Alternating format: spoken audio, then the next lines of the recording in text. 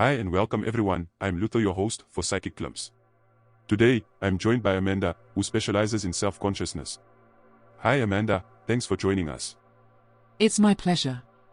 So, Amanda, can you start by defining self-consciousness for us? Self-consciousness is the awareness of oneself as an individual, separate from others. It includes the awareness of one's own thoughts, feelings, and actions, as well as the awareness of one's own body and appearance. That's a great definition. So, how do we develop self-consciousness? It's a complex phenomenon that develops over time. It starts in early childhood, as babies begin to differentiate themselves from their caregivers. As they grow older, children develop a better understanding of their own thoughts, feelings, and actions. They also start to become aware of their own body and appearance. And what role does social interaction play in the development of self-consciousness? Social interaction plays a very important role in the development of self-consciousness. As we interact with others, we start to become aware of how others perceive us. We also start to learn about social norms and expectations.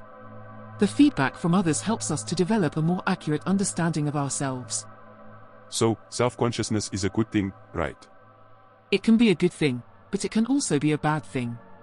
On the one hand, self-consciousness can help us to be more aware of ourselves and our behavior. It can also help us to learn from our mistakes and to improve ourselves.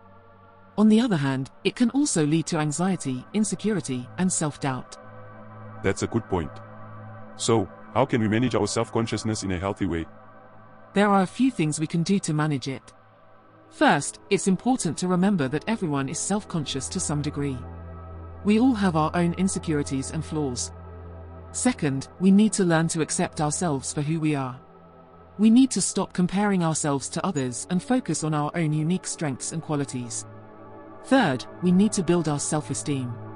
This can be done by setting realistic goals, achieving our goals, and surrounding ourselves with positive people.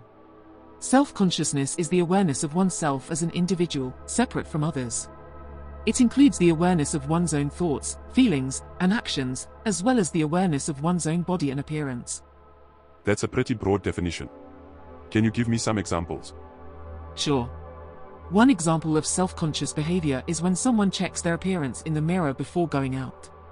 Another example is when someone is shy around new people. When we're self-conscious, we're aware of ourselves and how we're being perceived by others.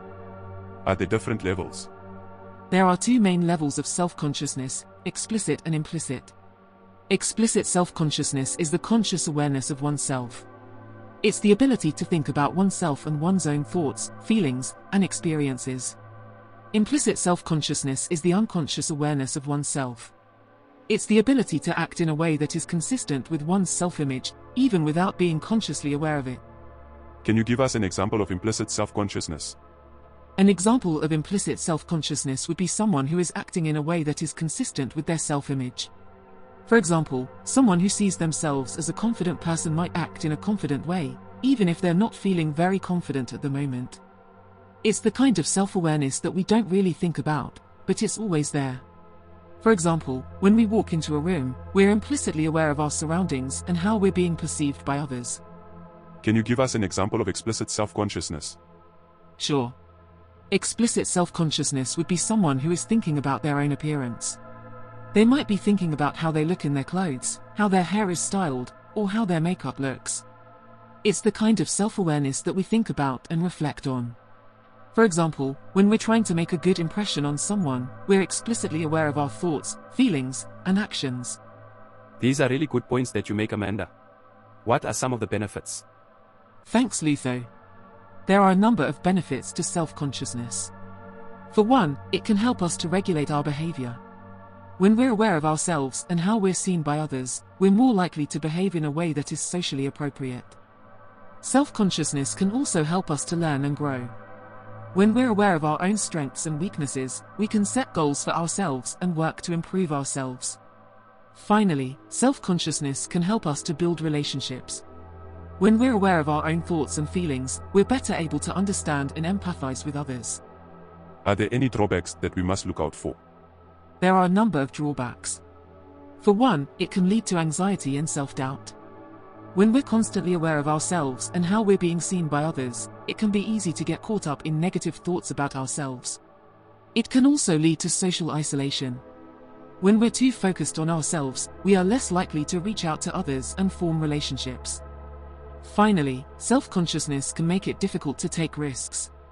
When we're afraid of what others might think of us, we're less likely to try new things or step outside of our comfort zone. That's a lot to think about. So, how can we develop a healthy level of self-consciousness? There are a few things that we can do. First, we need to learn to identify and understand our emotions, both positive and negative. It's important to be aware of our own thoughts and feelings. We need to be able to identify our triggers and what makes us feel self-conscious. Second, we need to learn to love and accept ourselves, flaws and all.